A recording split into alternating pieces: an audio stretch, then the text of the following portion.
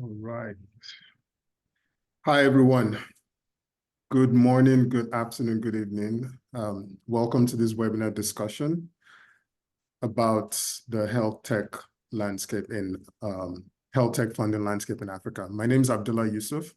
I'm an associate director at Salient Advisory, and I lead our market intelligence and advisory team.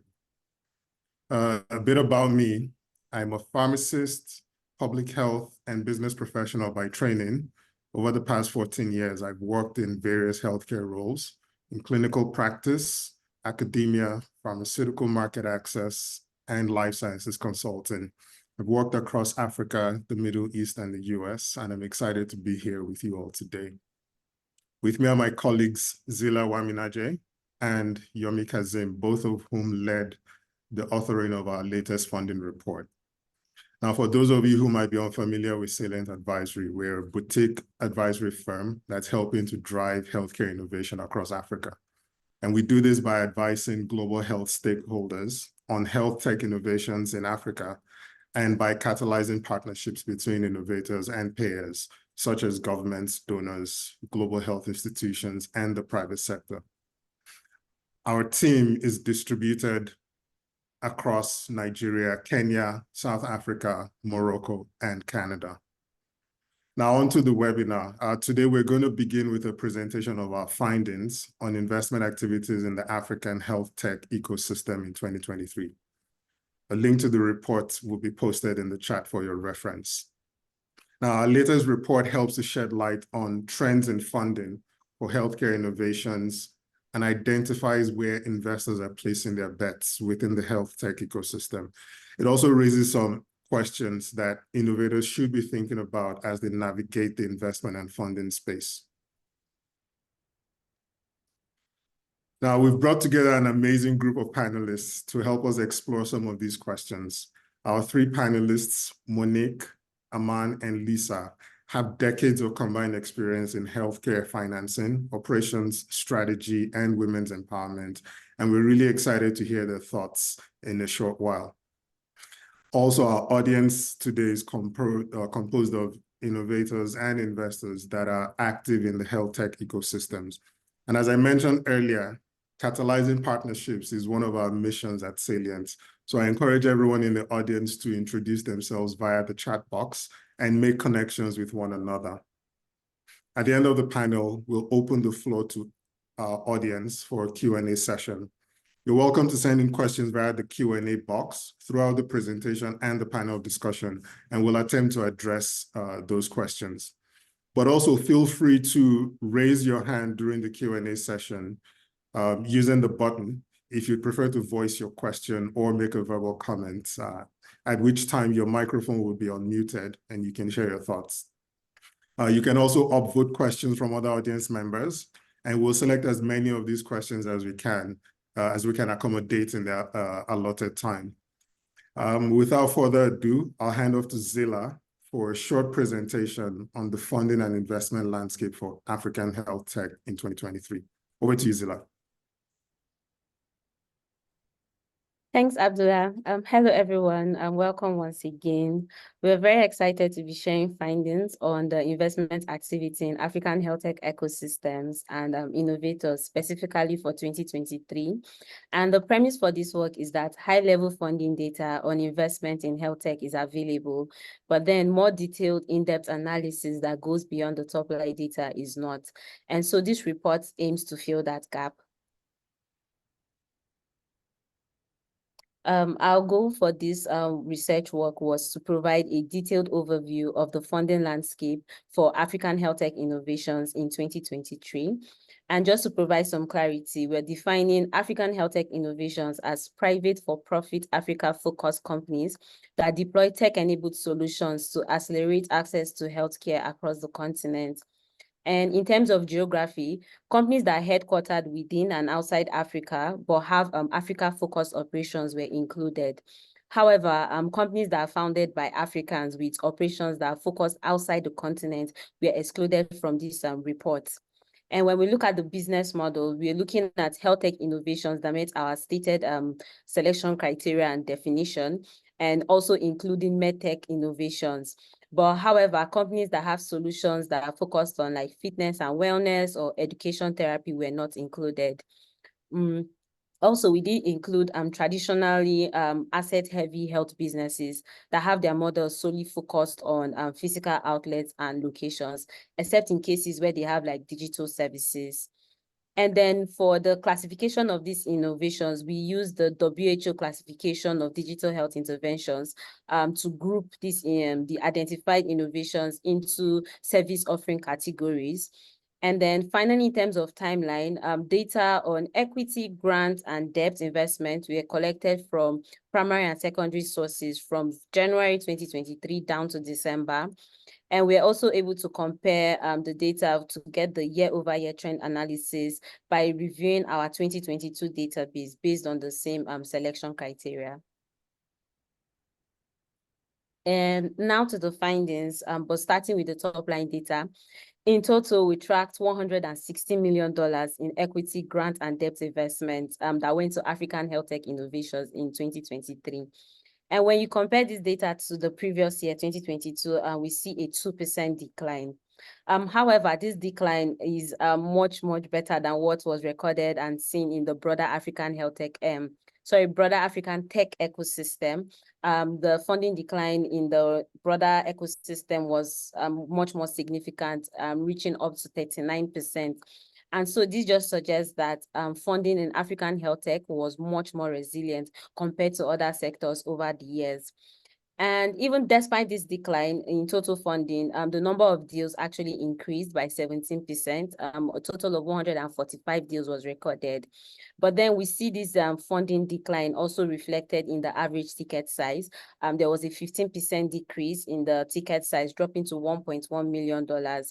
And the size of this funding round is also reflected in the fact that 78% of the innovators raised less than $1 million in funding. To summarize, 114 innovators raised funding and then 23 received multiple investments. And with the classification of the health tech solutions that we identified based on guidance from the WHO framework, we analyzed which health tech categories received the most funding in the past year. And our result from our analysis shows that the online pharmacy innovators, they were the best funded health tech category. They received $63 million, and that's about 38% of the total funding. And this funding was largely driven by 3 Series B funding deals raised by Kasha, Maidawa, and Yodawi. And also, when we look at the second best funded health tech category, that was the electronic medical records. Innovators here received $32 million, and that's 19% of the total funding. However, as we can see in the chart, Helium Health accounted for a vast majority of it. That's about 94% of the total funding in this category. And then for the third best funded category, that was the supply chain and logistics solutions. Innovators here captured $28 million, and this was 17% of the total funding. Also, we see that Remedial Health accounting for 42% of the total funding, which is almost half of the funding in the category. And then the fourth space, we have the telehealth services. Now, similarly to the supply chain and logistics solutions, they also captured $28 million. But however, innovators here received the most deals across all categories. And just looking at the 5 innovators now that we've highlighted in this top 3 categories, we have these 5 innovators. They were the best funded innovators in 2023, and they received 59% of the total funding. Now onto the gender lens. In exciting news, our research showed that gender financing gaps in the African health tech ecosystem was significantly reduced in the past year. Overall, women-funded startups raised $52 million in 2023, and this is 31% of all funding that was raised. And when we look at the first chart with the bars on the left, we see that the share of deals that went to women-led companies, it was consistent in both 2022 and 2023. However, when we look at the bars on the right now, we see that the amount of funding that women-founded companies received grew drastically from just 1.4% in 2022 to as much as 31% in 2023. And this is an over 2,000% increase, and is really exciting to see. We also see that funding that went to mixed gender founding teams also increased. In 2022, this was just 10%, but then in 2023, it was 21%. And this suggests that we see that there was a much more equitable distribution of the funds in 2023. And then when we focus just on the women founders, the spike that we see was largely driven by Kasha. The company raised $21 million in a Series B funding round, and this was a record for women founders, and it accounted for 40% of all funding raised for women. Aside from Kasha, Dawi Clinics, Shefa, and Masha Met, they also comprise the 4 best funded women-led companies. And collectively, they accounted for 75% of the total funding that was raised. And these 4 best funded women founded companies, they're based in Kenya and Egypt. And 2 of the companies, Dawi Clinics and Shefa, they are led by African women. Now, when we look at the split of funding across the different investment types, so equity, grant, and debt, we saw that 52% of all deals were grants. However, they accounted for only 7% of the total funding raised, and this is due to their smaller ticket sizes. And when we look at the average ticket size for grants, it was just $168,000. And when you compare that to the average ticket size for equity investment, that was $3.2 million. And so it's not surprising that equity funding accounted for 91% of the total funding that was raised. And in terms of the accelerator program, investing in innovation program continues to stand out as the largest source of grant funding on the continent. The program accounted for 38% of the grant-based deals for African health tech innovators. And the program aims to provide risk-tolerant grant capital and access to market support to promising innovators, and also facilitates partnerships with public purchasers across the industry and government. Now, when looking at debt funding, this was almost non-existent. We only recorded 1 debt-based investment, that was to Remedial Health. And a possible hypothesis for this is that it's possible that typical African health tech innovators may be considered to be too asset light for debt-based funding, which is usually collateralized. And also, with most of these innovators still being at the nascent and early growth stages, they are unlikely to have the significant level of cash flows that will make them to be viable candidates for obtaining and remitting debt investments. And one thing to point out here is that working capital loans that are sourced by innovators to facilitate their day-to-day operations was not included as debt investment in this research. And then when we look at the type of investors, we see that VCs were the most prominent. They made up 62% of the investor group.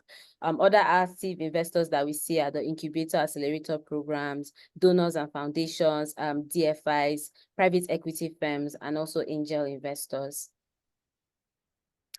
Still on the funding deals, but from the lens of the funding stage now, our data shows that majority of the funding deals were early stage investments, but at the pre-seed and seed stage. However, despite accounting for 88% of all deals, investments at the pre-seed and seed stage, they made up only 27% of the total funding that was raised. And in contrast, when we look at the Series A stage and later stages, we recorded only 7 deals. But however, these deals accounted for 73% of the total funding, which is like majority of the funding that was raised. And again, we see the ticket size come into play. Looking at the average funding ticket size for the pre-seed stage investment, this was $171,000. For the seed stage innovators, it was 1.4 million. And then for innovators at the later stages, it was $14 million. And when we look at the number of deals, based on the number of deals they participated in, some of the most active investors that made early stage investments include Techstars, Microtraction, Health54, and Asian Investments.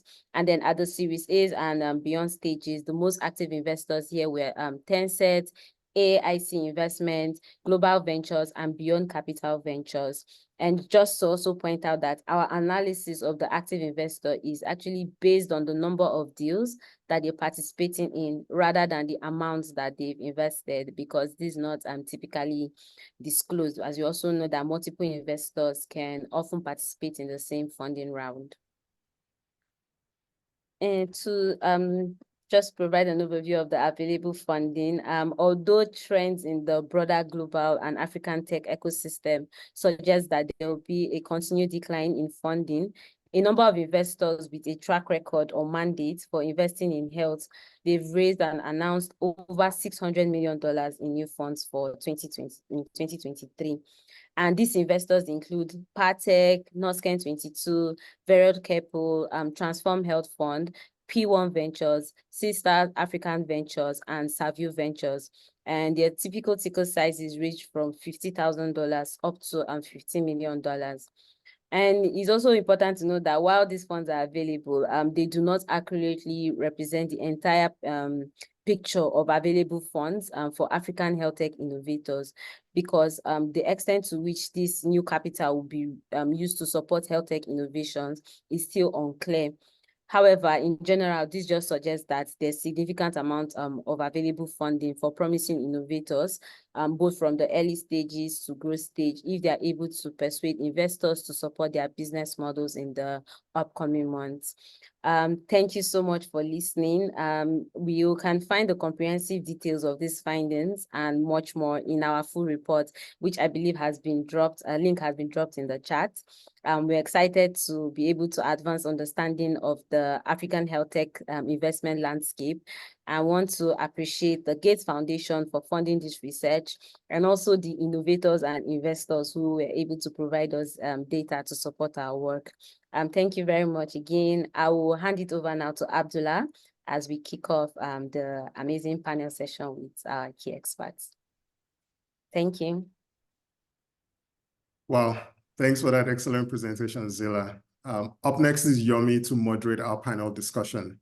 Now, Yomi needs no introduction to many of you on the call, as you already know him as the lead author on our last 3 market intelligence reports and via our monthly newsletters, to which we encourage you all to subscribe.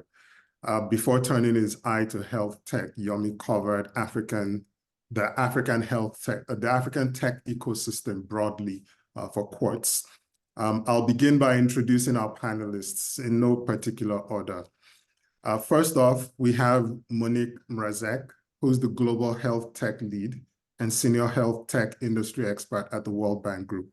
Monique has investment experience in venture capital, corporate finance, private equity, in healthcare and life sciences. She's worked across the Americas, Middle East, Europe, and Africa. She's also a visiting senior fellow at the London School of Economics and Political Science, and holds a PhD from the London School of Economics. Welcome, Monique. Next up, we have Aman Khalfan, who has operated 2 of East Africa's largest healthcare organizations. As the Chief Operating Officer, he built a chain of over 50 private outpatient medical clinics. And as the CEO of Good Life Pharmacy, he grew it into a profitable network of over 150 outlets. Welcome, Aman. And finally, we have Lisa Schrader. Lisa is a Deputy Director in the Women's Economic Empowerment Team at the Gates Foundation. Lisa has over 30 years experience in women's livelihoods, tech for development, and financial services across Africa, Asia, Central and Eastern Europe, and Latin America. Welcome, Lisa. Over to you, Yomi. Thanks, Abdullah. And of course, again, welcome to our panelists. Thank you so much for making the time. It should be an interesting discussion. And again, to the attendees, thanks as well for making the time. We encourage you to introduce yourselves in the chat. And as this discussion goes on with the panelists, feel free to post questions in the Q&A box as well, as we try to maximize our time with them. The first round of discussion would be essentially trying to get some of your reactions to the findings in the report. And I'd like to start with you.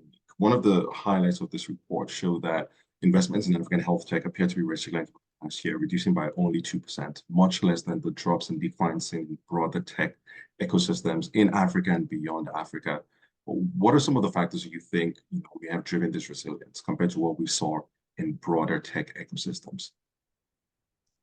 Great. Well, thank you so much for having me, and thanks for sharing the report. I always enjoy the reports that you guys send out. Very helpful. And first to say, we did actually invite my colleagues who are based in the region and who cover our Francophone and Anglophone Africa regions. And unfortunately, they had a conflict. So, but I work very closely with them as we look at our businesses globally. I think from our perspective, we saw a lot of momentum coming out of COVID. Where I think there was a lot of increased focus around understanding what are key needs in healthcare and investing in healthcare, and more investors came to look at the space, both generalists and sector-specific investors. And I think, given the large opportunity that exists on the continent, the incredible ecosystem of innovators and startups that has been starting to build in the region, that momentum has continued, which is sort of different than what we've seen in maybe some of the other regions globally. And particularly, I think from my perspective, is your report sort of showed what was quite consistent to the deal flow that we saw. A lot of focus in and around particularly challenges of supply chain, e-pharmacy, and those came directly out of some of the challenges that folks experienced during the pandemic. And so that momentum has really continued. We've also seen an incredible amount of deal flow in those spaces. As investors, both in direct investments and in funds, certainly we've also seen as a fund investor, there's been more focus by the investment community. We've seen dedicated early stage accelerators, the I3 initiative led by Gates and yourselves that we're familiar with, the Novo Nordisk, Norskin, Healthtech Hub Africa, which has been focused on early stage healthcare. We've seen sector specific funds that have been evolving, and even a number of the generalist funds that we're invested in are increasing their focus on healthcare. So a lot of this capital is really early stage. We're seeing a lot of accelerator seed Series A, maybe less so as we get into the later stages and you start to see sort of a different mix of investors. But my sense is, given sort of the size of the opportunity, the incredible innovations that are happening in the ecosystem, and the additional capital that's coming to the table, and my sense is that this is probably some of the key reasons that you've seen this resilience of the sector. Thanks, Monique. Those are great insights. Great to hear the perspective about the potential of lingering impacts of the pandemic, albeit in a positive light in this case. Moving on to you, Lisa, another thing we saw in this report was the sharp increase in funding for women-founded companies. It grew by as much as over 2,000% in the past year. That's an amazing trend, and it's an amazing story that seems to buck the trend of several years of gender financing gaps faced by women founders in and also beyond Africa. Looking forward, do you have thoughts on how this momentum can be sustained so we see a broader spread of capital to more women-founded companies? This was a wonderful part of the success story of this report, and one of the programs that Women's Economic Empowerment team supports is Maisha Meds. So we've been out in the field looking at the success, and we're thrilled to see it. I think it's a sign that these female entrepreneurs have broken through startup barriers that all innovators face, and managed to build viable, robust tech, and also viable business models in the right sector. And this is just the outcome that we want to see. It's also encouraging to see that 600 million in new funding is announced for innovators next year. But to sustain this, we really have to recognize that the risks that women face in these markets are real. In 2023, the African Development Bank identified a $42 billion annual financing gap for female entrepreneurs in Africa. Securing capital is always at the top challenge for women's businesses. I think one of the notes that Zilla mentioned, is the extreme concentration here of equity funding, where women definitely would have an advantage. Because across impact investors, often there will be gender markers. There can be some special consideration and of women-owned businesses. But I think that the lack of debt financing for growth in the stack of financing is a concern, and it's in that debt financing arena that women are really at a disadvantage, and that's, I think, where real growth will start to happen for the sector. So I think that, we have to consider the other types of barriers that women as entrepreneurs face. And those can include basic gender bias, and sociocultural attitudes, lack of collateral. Some of the points that Zilla mentioned about constraints around debt financing, of this being an asset-light category. So I think that in order to sustain this, we have to think more about other innovative financing instruments that are inclusive, and really addressing some of these these gender biases that female entrepreneurs face in Africa. But clearly health tech is a real innovator in this space. I also work in ag tech, fintech, and edutech. So it's inspiring to see this happen in health tech, and I think we can all learn from this sector moving forward. Yeah, hopefully we see similar trends in other sectors as well. But I think it was also important nugget you shared, citing the data from AFDB, the larger and broader gender financing gap, even beyond this tech sector, is broader in terms of entrepreneurship on the continent. Thanks for sharing that. Aman, one of the things that we also found in this report, in the full report, if you read it, is the fact that mergers and acquisitions still appear to be very rare across these ecosystems. We only recorded 4 in the past year. What are your thoughts on consolidations becoming more common in the coming years? And how would you prescribe, or what methods would you prescribe to innovators to better position their companies to take advantage of such opportunities?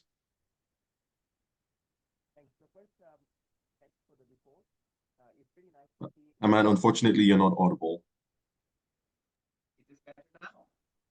Not yet. Perhaps with that. Yes. Can you hear me now? Clearly, loud and clear. Oh, great. Yeah, so first, thanks for the report. It's nice to see from an operator's end, a report like this coming through, because it shows some of the great work that's being done on the ground. So thanks for putting this together. So when you look at the just the general landscape, you do see an increase in awareness for wellness, with the increased incidence of NCDs. You do see companies wanting to go into this field, and there are many of them who do that. However, when we do look at the level of consolidations, it is quite low. Primary reasons for this, go back to the organization itself, the type of record keeping they have, the management teams that are not fully visible, sometimes hiding behind a certain veil. Many times you find the management teams not able to have a good rapport with the investors, and generally not trying to showcase what they do with a very strong business plan. So my suggestion for a lot of this is, when you're looking at the full ecosystem, it's actually important to show that there's the right opportunity and how that merger will actually fit into your company, or the company that you are trying to acquire, and then continue to keep good records, making sure that the business can scale up using both the target company and also the existing company, and how it fits and fulfills that gap that's coming into the market. When you look at the tech space, there still is some cultural barriers within that space, and these need to be broken down by continuous education through, and at the same time trying to fit that into your business model as well. But I think the key for all of this is showing that there's a strong management team that can take the investment and then take it to the next level. Great. Thanks for those thoughts. Having a strong management team, being diligent with record keeping, and paying attention to potential target companies and how they fit with the existing companies. Really great thoughts all around. The next round of discussion, again, we have a lot of innovators in the room, and one of the value we can provide to them is helping them understand how to better position the companies. And so this next round of questions essentially be looking to, ask you to look through your respective lenses for investment, development, and operations, how innovators can better position themselves. Starting with you, Monique, what are some of the key factors that guide investment decisions at the IFC? And how can innovators better position themselves to access funding and financing from the IFC and possibly even from other investors as well? So maybe just to start and just picking up a point Aman just mentioned, I think this, strong management teams, so we, especially if companies are quite early, you are ultimately taking a bet on the innovators, on their team. You have to have confidence that they have the skills and the ability to scale the business. So fully agree with the point that Aman just made there.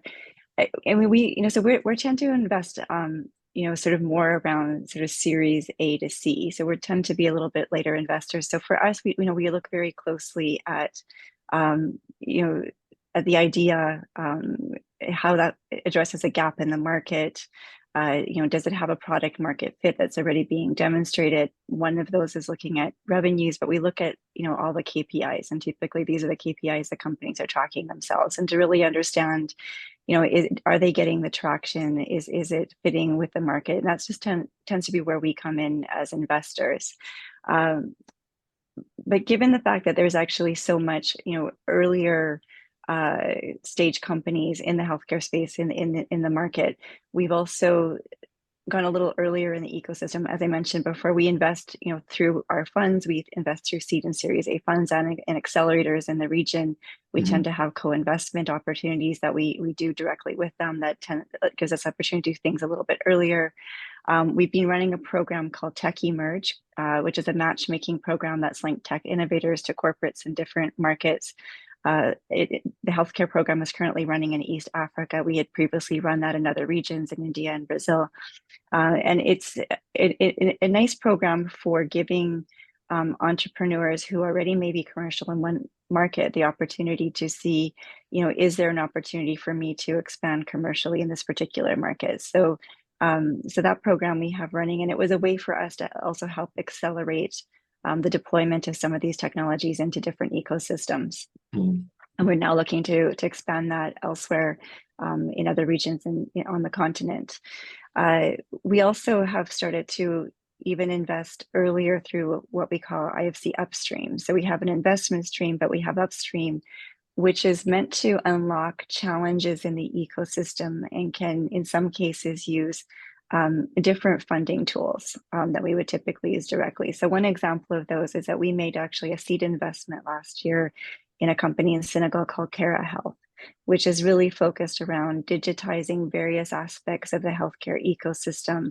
An incredible founder with incredible background in AI and experience in AI. So that's an example of how we're trying to do things a little bit differently than we would have done a few years back, and that we would do in other regions to try to fit into the broader needs of the health tech funding ecosystem in the market. Wow, great to hear. Great to hear about the diversity approach, looking to participate earlier, where opportunities lie.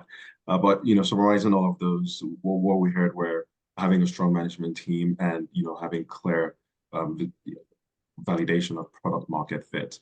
So great to hear those 2 points. Aman, coming from that operator perspective, which you sit in, giving your experience, how can innovators, founders, and management teams better structure and streamline their operations and make that visible externally and to make themselves more attractive to investors and to funders? And so, totally agree with what Monique said in terms of the alternate systems of funding as well, which are quite important.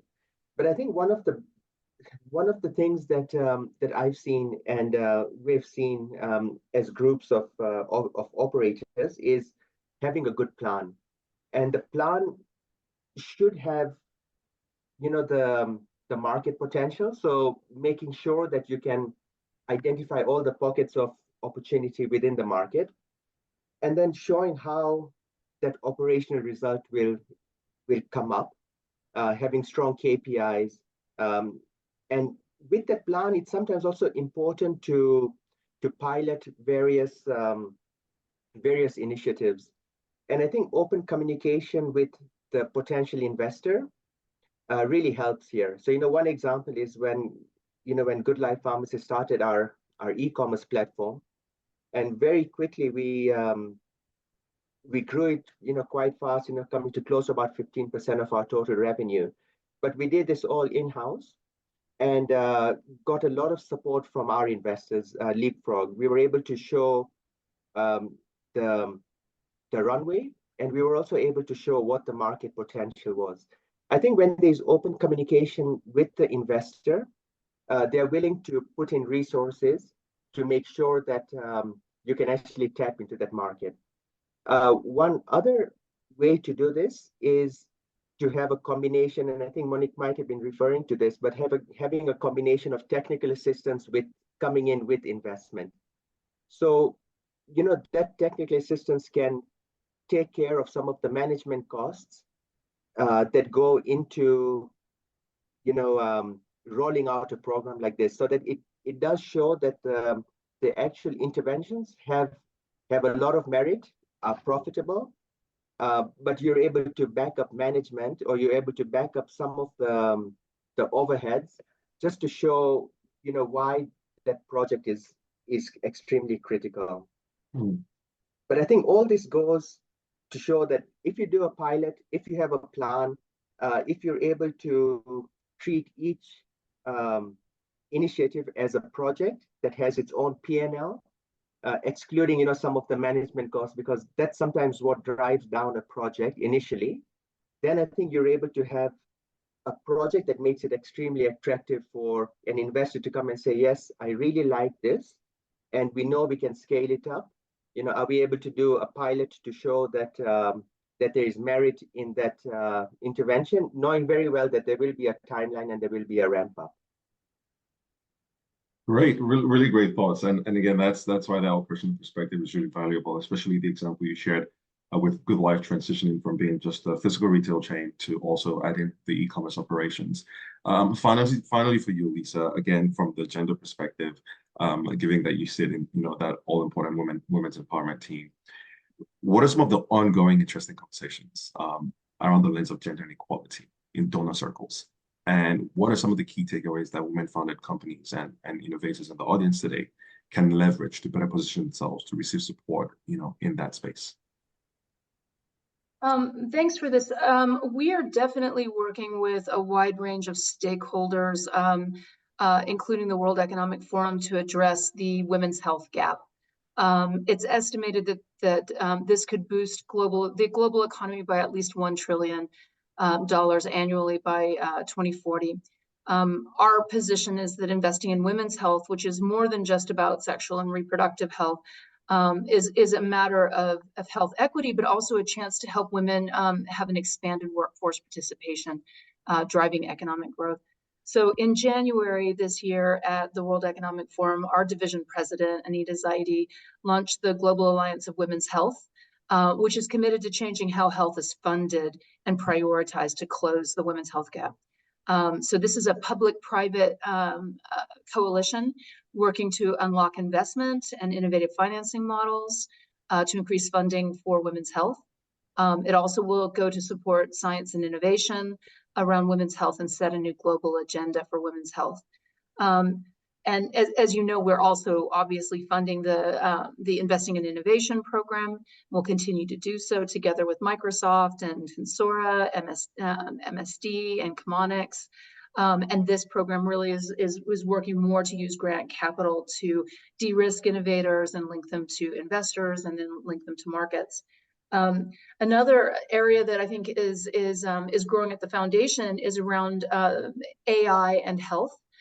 So last year we funded the AI Grand Challenges, which was looking at all different kinds of applications of AI in health and agriculture, but the vast majority of applications came in for health.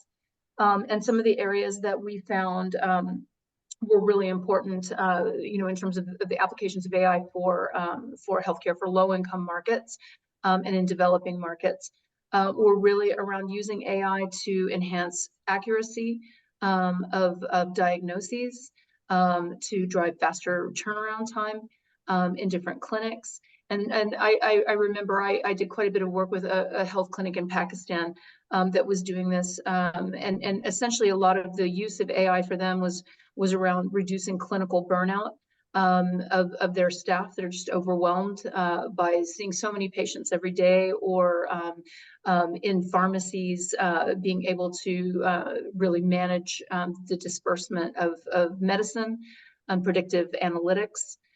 So, you know, we see a lot of promise and have launched an AI hub, which is a co-investment facility across the Gates Foundation. So for women's economic empowerment, I'm working with them for livelihoods, but our health teams are really going to be doubling down on applications of AI for in the health sector.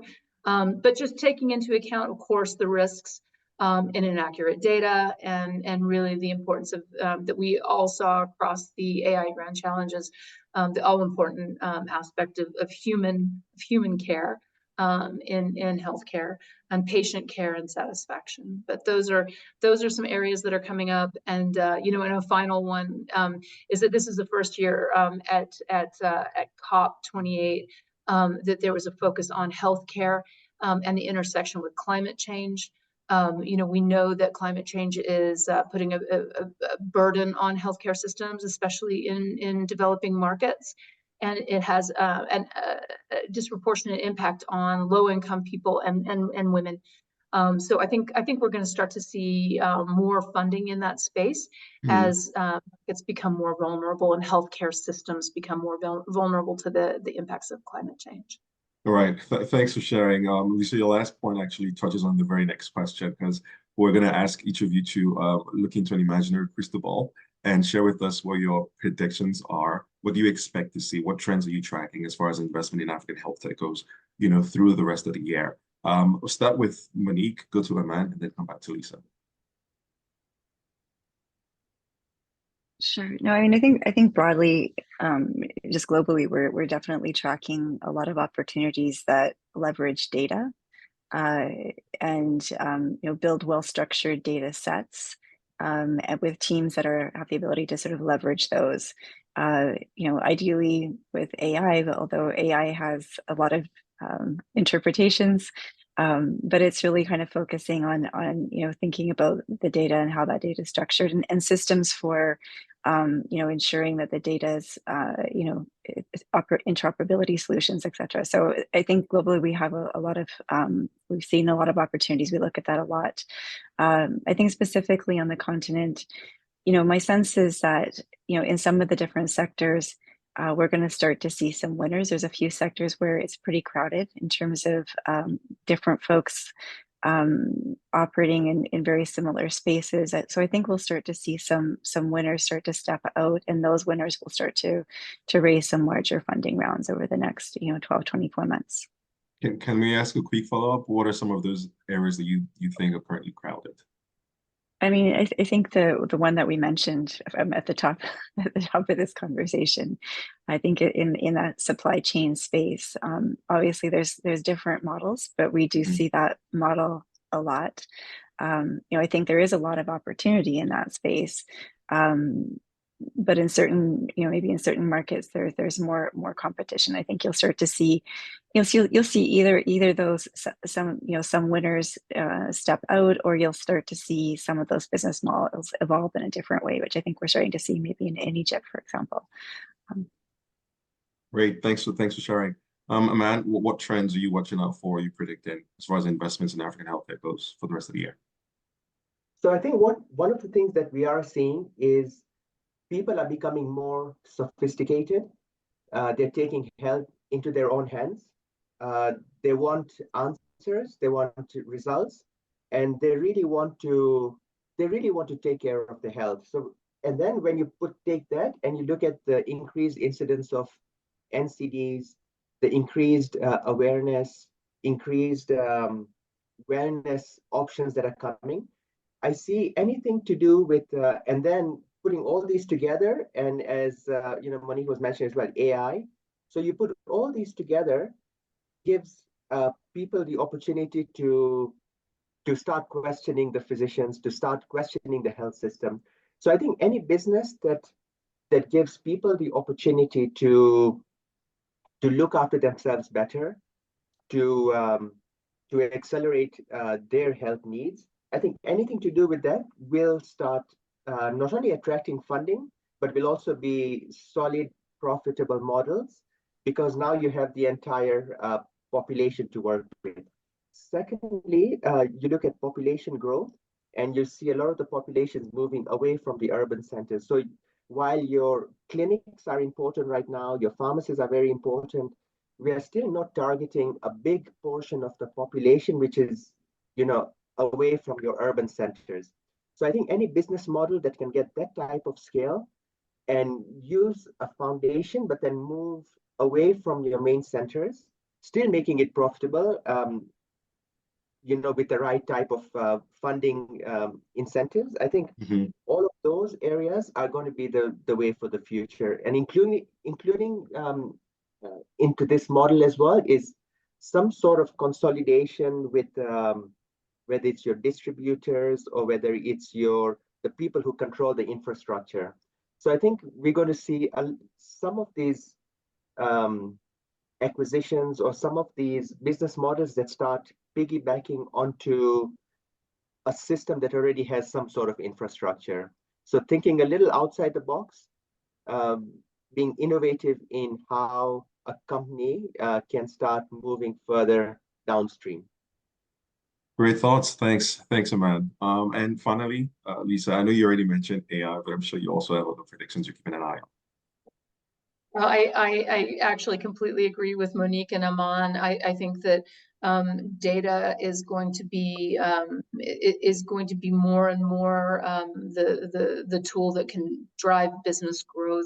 The Gates Foundation is working with multiple countries on digital public infrastructure, like what you would see in India, where that interoperability of data, the generation of data, becomes more publicly available, and you aren't working in as many data silos, and young tech innovators can use that to gain access to markets and gain access to partnerships that can drive their business growth. And I also agree with Aman that I think rural areas are going to be critical.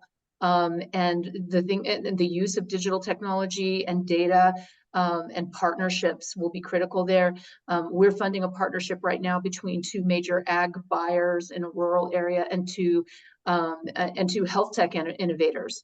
And essentially what the ag buyers do, they know that their businesses are hit by health risks. And in rural areas, their farmers and farm families don't have access to healthcare. So they're essentially enhancing each other's business models by introducing large markets to the health tech providers, and at the same time, the health tech providers are increasing food security and the line of that business. So, yeah, I think interesting times to come. Thanks for sharing. Those are all great thoughts. We'll transition now into the Q&A section of this webinar. For the audience members, if you have questions, kindly post them in the chat box. My colleague Joshua has been curating a few and posting them in there.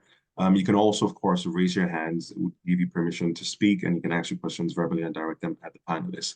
But we do have a few questions to start with. The first is asking to all of the panelists if you can share recommendations on any high-impact technical support or acceleration programs that you're aware of and can recommend to innovators looking for such types of support.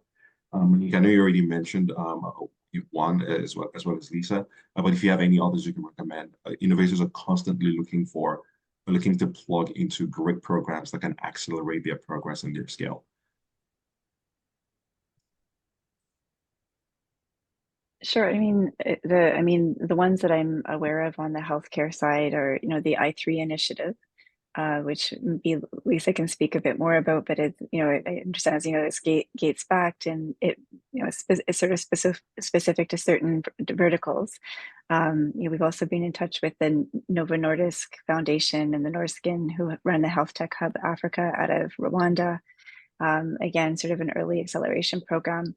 And then, there's other accelerator programs like the Founders Factory in Africa that, although they're not, health specific, they do have a pretty active portfolio, in healthcare, and sort of a few similar ones in some other geographies.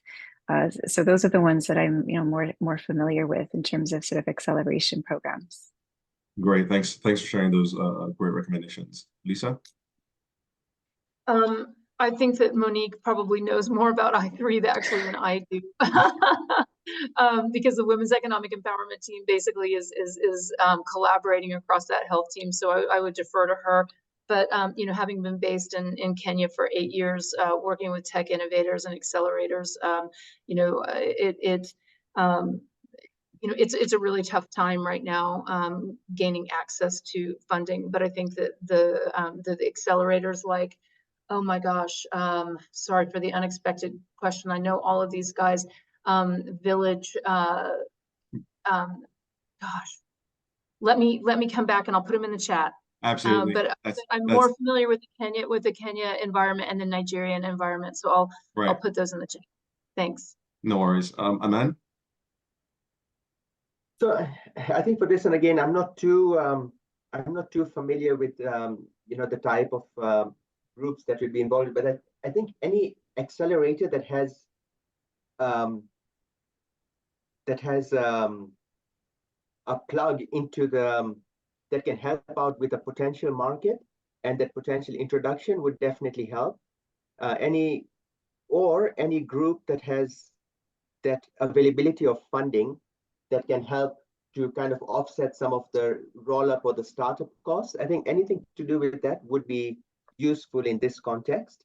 But you know, I don't have any specific groups that actually do that right now. Yeah, still insightful nonetheless. And another question that's come through is essentially saying that each of you three panelists have mentioned having strong KPIs as a key success factor. What are the most relevant KPIs that innovators should focus on and possibly also, you know, look to share with investors? And we can go in reverse, starting with Aman, work our way back to Monique and then Lisa. Over to you, Aman. So for me, I would say keep everything extremely simple. You know, sometimes in this whole area of sophistication, people tend to overcomplicate things. So I would say keep it simple, because it's that simplicity that will actually allow you to focus on the critical area. So the first, obviously, is the market, but more importantly, is what revenue are you going to derive from this market? So keep that revenue indicator as your key indicator. I know people look at run rate and they look at annualized run rate, but I think just keeping it extremely simple with a revenue indicator is probably at this stage of the company, probably one of your most important benchmarks. Thanks. Over to you, Monique. Sure. I mean, I think it really depends on each business, because each business is different, right? And I think that the entrepreneur who runs that business knows the business best. You know, frankly, it should be whatever KPIs you need that you can also track your business as best as possible. I agree with Aman. You know, revenues is a key indicator. I think also understanding, you know, who your customer is, understanding how the traction is with the customer. Are they using your service? Are they deploying it? Are they staying on the platform? I mean, but it ultimately depends on what the business model is, right? So, you know, so for us, we really ask the entrepreneur, what are you tracking? And can you share that with us? Because those should be the key indicators that you need to track your business. Got it. Lisa? Yeah, I'll come in with more of a donor hat, and the kind of indicators that a donor would look for. You know, one thing that obviously is important for us is that, you know, to Monique's point, that you know who your customer is, that you can speak to the market segments that you serve. It's not important to a donor. I think that absolutely everyone that a company will be serving is part of a low income market, but understanding who those people are, always sex disaggregated data is important for us as the Gates Foundation. We live on data. So, you know, the types of KPIs that are important to the business model are there, but also the impact data, and the outreach. That's important. The level of accessibility of your product or service, those things are important to us. Right. And I think that connects with what I meant earlier about rural operations. essentially moving beyond urban centers. A few more questions here. One thing you mentioned, Amanda, and I think this was really by Monique, was the importance of having a robust management team. And so the question here is, what aspects of that management team do you assess when you're evaluating the management team? So is it the level of experience? Is it experience working with other startups? What are the key things that investors, donors, and also on the operation side you think are important with evaluating the management team? So I think one of the things, and I think the key is actually understanding where the market is, because you can have an extremely solid management person, but if they don't have a true idea of where that market is, I think that would be one of the downfalls. So that understanding of the market, I think, is critical, and that ability to be able to create the team and pull the team with them in the right direction.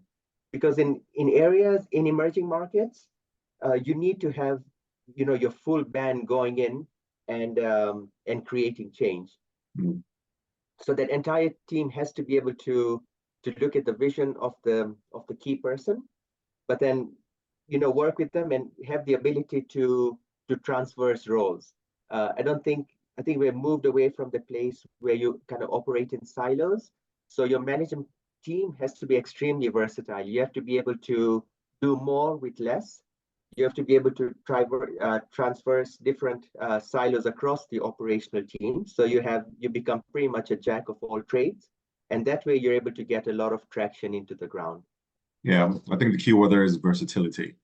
Monique, how about you? What aspects do you look out for when evaluating the management team of companies you're looking to invest in? No, I agree with the points that Aman made. I'd say also, I think you try to sort of see, do they have the right skills and experience for the problem they're tackling?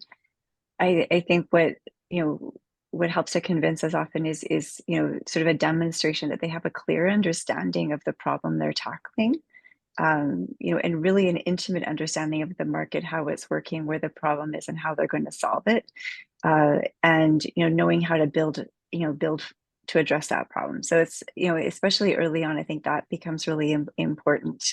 And I think that's sort of some of the key factors that we probably look at.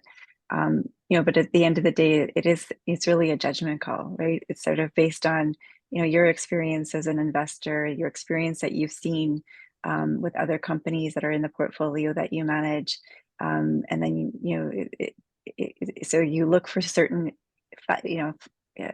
certain aspects or certain indicators of the person, but ultimately it's going to be a judgment call. Right. Lisa? Sorry, I was on mute. Yeah, I think, looking, I mean, for innovators, it's just so important to have a growth mindset, an open mindset, and be able to pivot. The innovation process is not super straightforward. So I think as someone who has a clear vision, but also a very good grasp of data and analytics of what's working, and able to be flexible. We've seen a lot of innovators understand that their solutions or their market needs to just be adapted to realities on the ground, and I think also that open mindset to partner a business that can to Aman's point much earlier, can have those conversations with external partners about funding, about mergers and acquisitions, all of that, those kind of social skills and that business acumen are so important. Great. Really great thoughts there. Just a reminder to the audience, we have a little bit more time. So if you want to verbally ask questions, or you can raise your hands and we'll give you permission to speak. Otherwise, you can continue to post them in the chat. We'll curate and ask as we have been. The next question is looking at the sectors of interest. So our report showed online pharmacy was the best funded this year. This question is asking to the panelists, do you expect to see continued interest in online pharmacy solutions? If not, which subsector do you expect or predict that investors will start looking at over the coming years? We can start with Monique.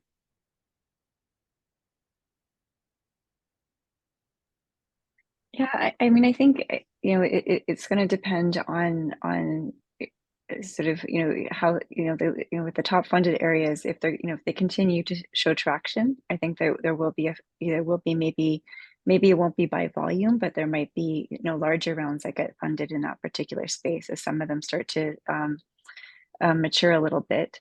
I think as sort of we were mentioning, I think trying to sort of understand, at least from our perspective, it's is the company solving a large problem in the market? Is there a channel for earning revenues from that particular model? And I think that's really important in this particular funding environment. I think the days of saying, hey, we have a great idea and it's free. We have a lot of users, but we don't know how we're going to start making money off of that, or monetizing that. So I think, what gets funded, at least in this particular environment, is ones where you actually have visibility on what that commercial model will be and can start to generate some commercial revenues off of that. So I think that's really important. I think there's still particular areas like we talked about before that have underlying data assets that can be developed, that sort of can reach sort of a broader part of the ecosystem, whether that's part of some interoperability solution in targeting different segments. And when I say different segments, sort of not just B2C, but thinking B2B, B2B2C. So, I think there's still, that's why I haven't gone into specific subverticals. I think that there's a lot of opportunity, but those would be some aspects that I would think about as I'm, looking at some investments with my colleagues. Yeah, great to hear. And we're already seeing sort of like, that shift between models, companies starting off as B2C, identifying opportunities in the B2B space and then leveraging them. So great to hear that is something you've been looking out for as well. Lisa? Yeah, I mean, just to our point that, the market problem to be solved is often these rural markets. I think the logistics and supply chain work, to finally solve these problems of getting to the last mile is of real interest. And, and that's going to take a combination of innovations and use of digital technology, but, just also, as Monique was saying, B2B, but B2C, just, how do you conquer the last mile? So I think that's been from our perspective in things like vaccination delivery to rural areas, family planning supplies to rural areas, these things that are life-saving and life-changing. The supply chain tends to be like the biggest block. So I think innovations in that space could make a lot of difference. Right, Amanda, so supply chain and last mile distribution is Lisa's answer. What's yours? So mine would be, each market is different. So I think each ecosystem has to be analyzed in its own way, because different countries, I think, are at different stages of healthcare. So, Kenya might be saturated in certain areas, but you look at areas like, say, Nigeria or Uganda, for that matter, they're at a different stage. The market might still be very, very fragmented compared to the Kenya market. So you'll have opportunities in consolidation there. I still feel that anything to do with wellness, broadening that, anything to do with education and awareness of health issues will have significant impact. Right. And then bringing all this together with customer stickiness. So going into the rural areas, getting people there to fully understand the business model, and then having your supply chain coming in, working with manufacturers or distributors to be able to cushion some of the margins in that pipeline. I think any business like that will actually, I think, do quite well in the coming years. Great. And it's interesting to see the recurring things and answers. Last mile distribution, rural areas, prominence in those places, user education as well to shift consumer behavior. As we look to wrap up with a few more questions, Amanda, sticking with you because this is directed at you. In your experience, how much does the online channel represent for total pharmacy sales. And I think this might be specific to Good Life. In the event that you can share specifics, some high level disaggregated information would be helpful. Yeah, I mean, I think, and I can quite comfortably say that it is in the double digits, but it does take time to set up the system so that you do it correctly. I think anything to do with delivery of drugs or delivery of medication for that matter, you have to ensure that you're following all the correct quality parameters, but it can be very lucrative as long as you do it correctly. And Right. I think something that I think in anything in healthcare, quality has to be at the forefront of everything because you have patients' lives at stake. Correct. And Monique, this is directed to you. Can you share more insights on programs with the IFC's seed-stage health tech innovators can you share insights on programs with the IFC that seed-stage health tech innovators can leverage? I think you had mentioned earlier with the IFC looking to, play in earlier stages through some co-investment schemes. Perhaps you just wanted to reiterate and share those. Sure. I mean, we with some of our fund managers and probably with an increasing pool of fund managers, we have co-investment envelopes, which means for us that we can invest earlier with smaller checks than we would typically do directly. Our minimum check direct is 5 million, and we never take a full round. So that's why we end up, especially in Africa, at slightly later stages. But through some of these fund co-investments, we can invest, earlier, smaller checks alongside our fund managers. So that in those cases, our fund manager leads the investment, and they're already invested or they're leading, and we participate. I think that's probably where most of those earlier ones would be. Right. We have the Tech Emerge program, which is currently running in East Africa. It's likely to be extended into other parts of Africa. I don't manage that program, so I don't know exactly the timing or when. But that would be another program where what we do in that program, obviously we coordinate and facilitate the program and create the opportunity for, a demo day and matchmaking between the innovators and the corporates. And we provide a partial funding for the pilots. And so that's what we do through that particular program. And it's, a non-dilutive funding that we use there. And then on a very sort of selective ad hoc basis, we're starting to do what we did with Kara Health in Senegal, which is, identifying really high potential companies that are at an early stage where we have a particular structure that we can use. But that one is, I wouldn't call it a program, but right. Something that we can, on a very selected basis, look to provide some capital for. Just a quick follow-up with a question I imagine is on the minds of the innovators. What is the best or easiest way to get on your radar at the IFC? For us to see a pitch deck, I think that's probably the easiest, and then we can kind of quickly say that does this fit or does this not? Does this maybe work with one of our fund managers, and then we can share that with one of our fund managers. So that's typically probably the best way to do that. You're always accepting pitch decks around the year? Is that an open entry to 17 pitch decks? Yeah. We receive a lot. We look at a lot, and so always happy to look at things. And very often we have conversations with folks pretty early on just to get to know each other. And it may not work out initially, just given where we come in as investors. But often we stay close to innovators, and we track them over sometimes a few years. All right, thanks. I'll be expecting to get a few more pitch decks because we have innovators in the audience today. And Lisa, one more question as we look to wrap this up. You've been passionate and mentioned, speaking to the needs for innovations to touch on residents in rural areas. And there's a question here, tying a dot with that to AI. Is Africa's space ready for AI? Looking at the fact that the majority of people are in rural areas. So I imagine if you could share any examples of great innovations you're seeing that are leveraging AI to provide solutions to these spaces, that'd be inspiring. Well, one thing that I'll say is the Grand Challenges website is still up. You can just Google Grand Challenges AI, and you can see all the applications from all the winners.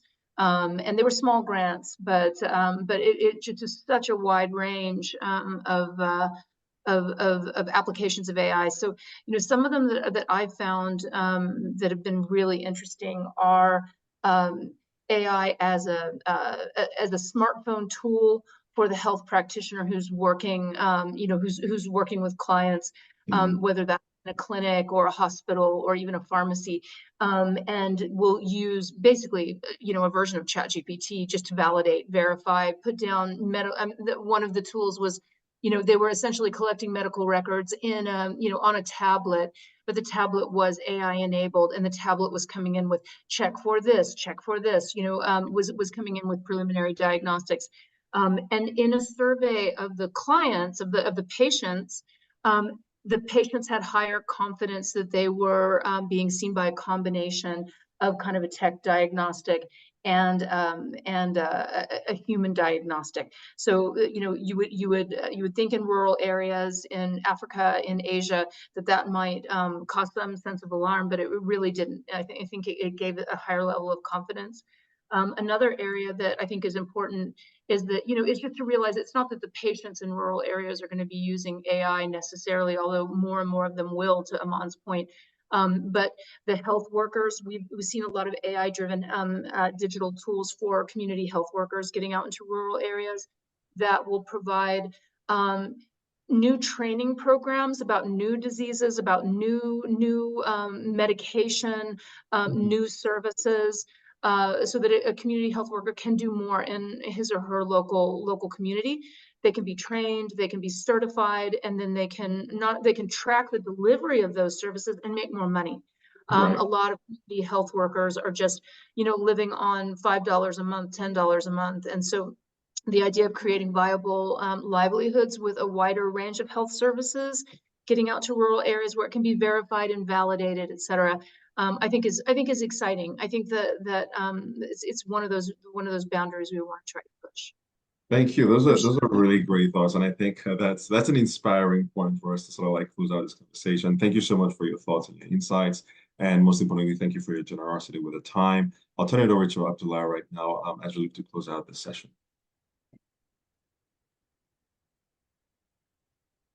Thank you so much. This has been a really exciting conversation. I hope everyone in the audience found it as enlightening as I did. On behalf of Salient, I say a big thank you to Lisa, Aman, and Monique for sharing their time and their thoughts with us, and to you, our audience, for your participation. As we at Salient are cheerleaders for the scale and impact of African health tech ecosystem, we encourage our esteemed innovators in the audience to reach out to us to explore ways by which we can continue to support you in your journeys to scale. One way to stay up to date with our work is to sign up to our monthly newsletters. We've added the sign-up links in the chat, or you can reach out directly to any of us via email or LinkedIn. And on that note, we'll bring the session to a close. Thank you very much for your attendance, and enjoy the rest of your day.